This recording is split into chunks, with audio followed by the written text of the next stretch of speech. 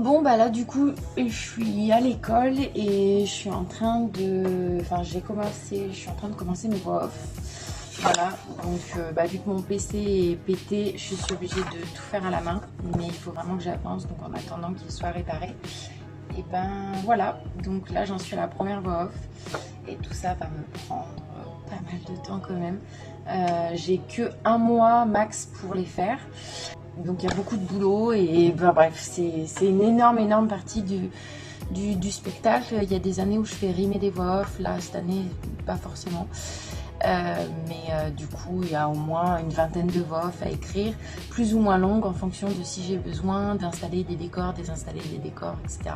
En fonction d'élèves, s'ils doivent se changer, s'ils enchaînent des cours, etc. Donc voilà, beaucoup de travail. En fait pour les spectacles, je prépare ce qu'on appelle un plan feu. Et en fait sur mon plan feu, je mets tout mon déroulement de spectacle, je mets toutes mes voix off, je mets également tout ce qu'il faut pour les personnes des décors, savoir quand elles doivent installer quoi, comment, je fais des schémas, etc. Je fais aussi des petits paragraphes exprès pour mes rôles, savoir ce qu'ils doivent faire exactement, donc je leur redis tout, c'est quelque chose qui est assez conséquent, c'est vraiment en gros tout un spectacle qui est écrit.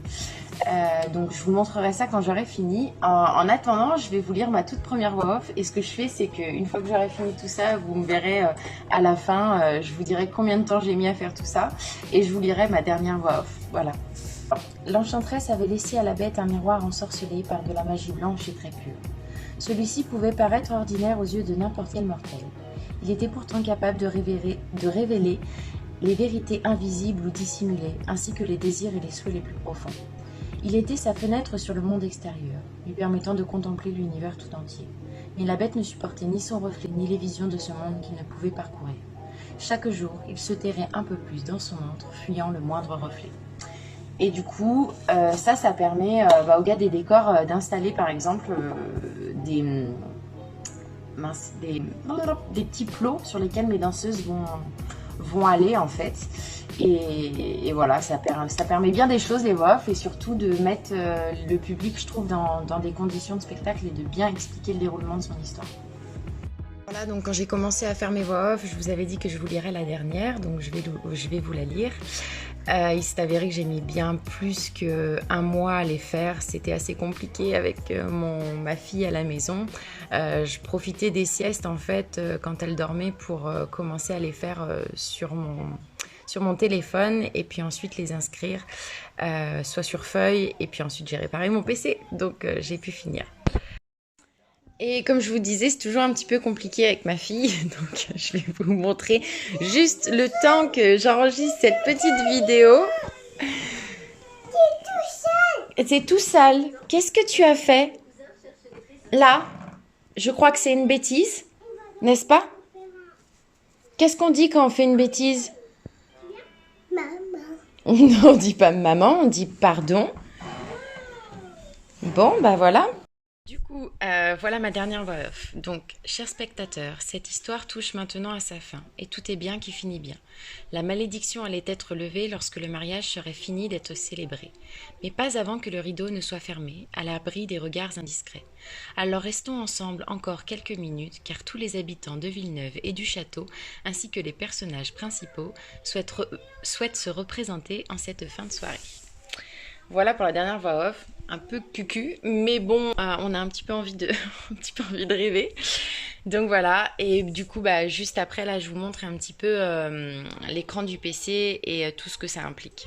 Donc ça, c'est mon plan feu, on retrouve toujours l'image. En jaune, tout ce qu'il y a à faire en décor. À chaque fois, je mets un plan de scène.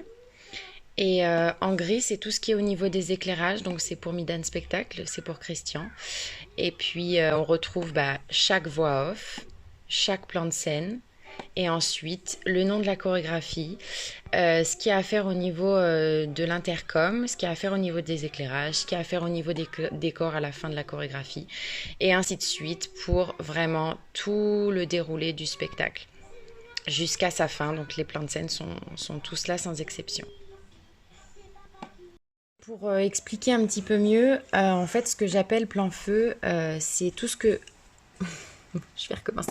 Donc, Je disais, en fait, le plan feu, clairement, ça concerne les éclairages. Mais après, moi, je regroupe un petit peu tout dans mon plan feu. Comme ça, j'ai quelque chose de tout ce qui concerne la partie éclairage. Donc, par exemple, pour l'une de mes chorégraphies, je souhaite une douche centrale du début jusqu'à 0,15 secondes. À 15 secondes, je veux que le rideau de lumière derrière s'allume. Ensuite, de 15 secondes à 43, je veux des éclairages dans des tons bleus. Puis à 0,44, je veux que ça passe du bleu au jaune orangé sur le mot fête. Puis à 1,44, je veux que ça change de nouveau de couleur et que ça passe du orange au violet sur le mot assiette. Ensuite, de nouveau une douche centrale. Voilà, c'est tout le déroulement au niveau éclairage du spectacle.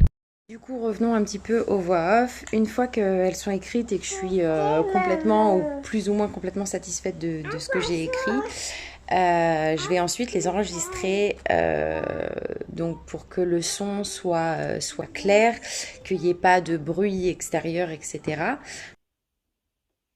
C'était une femme intelligente, cultivée, curieuse et courageuse, au caractère bien trempé, qui ne rêvait que de voyage et d'aventure. Chers spectateurs, il est maintenant temps de la rencontrer. Donc une fois que je les ai toutes enregistrées, donc c'est Christian qui m'envoie la bande originale et moi ensuite je les monte parce que j'aime bien rajouter une musique derrière. Je trouve que ça met un petit peu plus dans l'ambiance. Donc voilà, je mets souvent des musiques en rapport avec le dessin animé ou alors des musiques classiques ou des musiques qui montrent un peu l'ambiance que je veux donner dans les ballets juste après. Si l'ambiance est un peu lourde, si c'est un peu plus joyeux, etc. Un peu plus sexy, un peu plus sensuel, enfin voilà. Et une fois que ça c'est fait, c'est un gros travail de fait. Donc tout ce qui est partie voix off et plan feu, c'est vraiment l'un des plus gros boulots du spectacle, tout autant que les décors. Voilà, c'est la fin de cette vidéo. J'espère que ça vous aura plu un petit peu de voir comment je m'organise et tout ce que je fais en dehors des cours de danse. Voilà, moi ça m'a plu de vous montrer tout ça. Et puis si t'as aimé la vidéo, n'hésite pas à liker et à partager.